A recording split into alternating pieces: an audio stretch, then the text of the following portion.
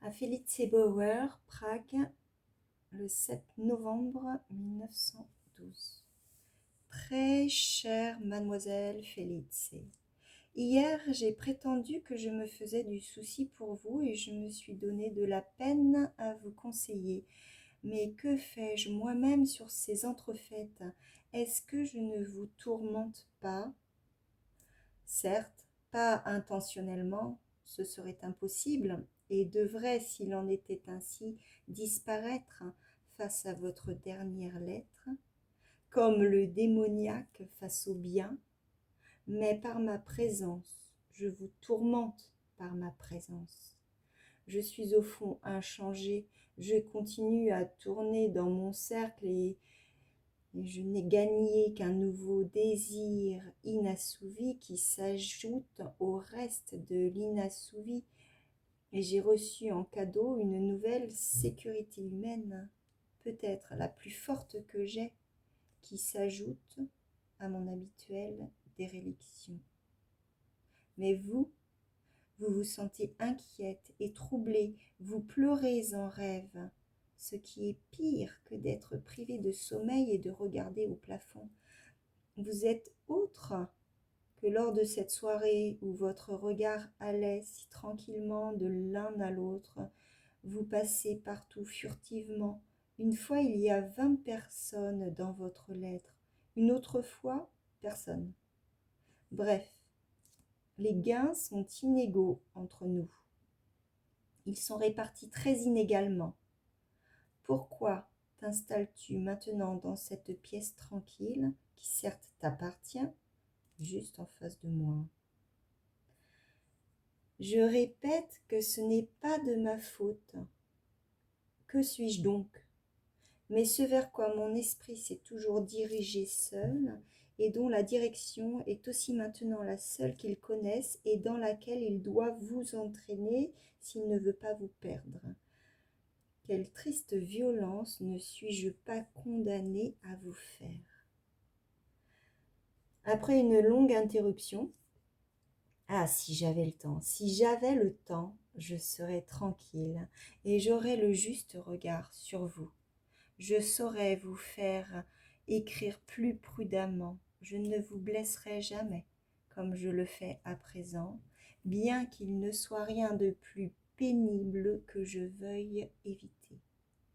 Je serai tranquille et ne serai pas, comme il y a juste quelques instants, là-haut dans mon bureau, en pensée avec vous en train de trembler au-dessus des dossiers, et à présent ici, dans le silence relatif de cette pièce, avachi, en train de regarder par la fenêtre, entre les stores baissés.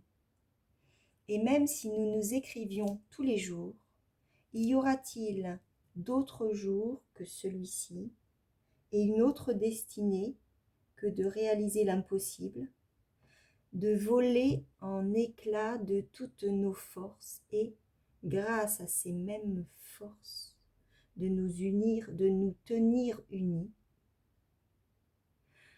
Je n'ai pu annoncer que l'interruption, rien d'autre. À présent, c'est de nouveau l'après-midi. Tard dans l'après-midi, il fait beau. En lisant maintenant une nouvelle fois votre lettre, je suis de nouveau frappée par le fait que je ne sais absolument rien de votre vie antérieure et que je peux tout juste démêler votre visage du lierre à travers lequel vous voyez la campagne quand vous étiez petite fille. Et il n'y a guère moyen d'en savoir davantage que ce que l'écrit permet. N'y croyez pas, vous me trouveriez insupportable si je venais en personne. Tel que je me suis comportée en chemin vers votre hôtel, voilà comment je suis, ma façon de vivre, qui m'a, il est vrai, permis de guérir mon estomac, vous paraîtrait folle et insupportable. Des mois durant, mon père a dû, pendant mon dîner, cacher son visage derrière le journal afin de s'y habituer. Depuis quelques années, je suis aussi très peu convenablement habillée. Le même costume me sert pour le bureau, pour la rue, pour mon bureau chez moi, voire pour l'été et l'hiver. Je suis presque mieux endurcie contre le froid qu'un morceau de bois. Mais même cela n'est finalement pas une raison pour circuler comme je le fais. Donc, par exemple, de maintenant jusque tard en novembre, je ne porte jamais de pardessus, ni lourd ni léger. Dans la rue, parmi les passants emmitouflés, je passe pour un fou en costume d'été et chapeau d'été. Catégoriquement, je me passe de gilet. Je suis l'inventeur d'un costume sans gilet et je me garderai de décrire toutes les autres singularités de mon linge.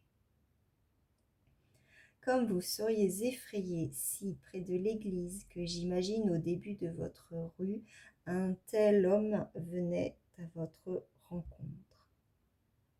Il y a, pour ma façon de vivre, mis à part le fait que depuis que je vis ainsi, je me sens incomparablement en meilleure santé qu'autrefois, quelques explications, mais vous n'en admettrez aucune particulièrement parce que tout ce qui est sain, bien sûr, je ne fume pas, je ne bois pas d'alcool, pas de café, pas de thé, ne mange en général.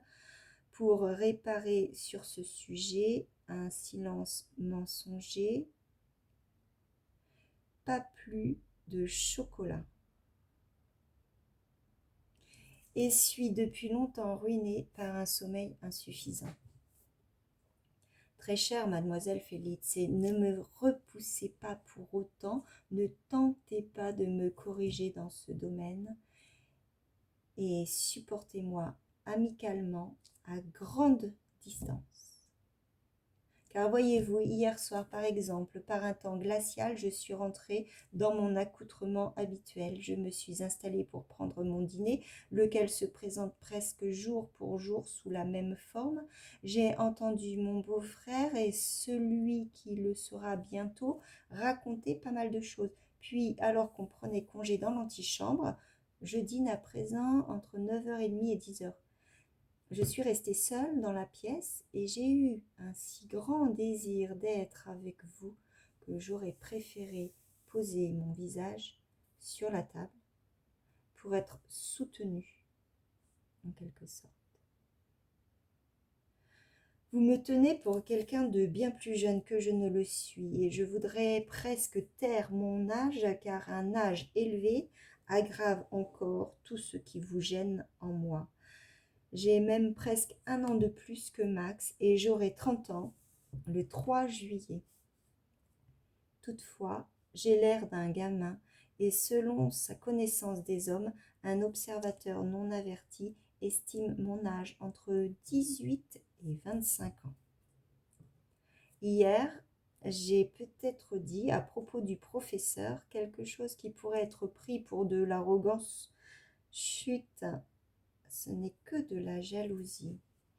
Et ce n'est qu'aujourd'hui, au moins dans mon esprit, que j'ai quelque chose à lui reprocher, parce qu'il vous a recommandé Binding, à propos duquel je ne sais en fait pas grand-chose, mais pas une ligne ne saurait être autre qu'un chant outrancier et fallacieux.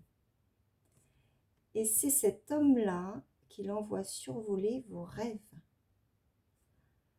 Et vite à présent, pourquoi sautez-vous du tramway? Que mon visage effrayé vous fasse ce barrage la prochaine fois que vous voudrez le faire. Et l'oculiste, et les maux de tête. Je ne lirai pas votre prochaine lettre si elle ne contient pas d'abord des réponses à cela. Votre Franz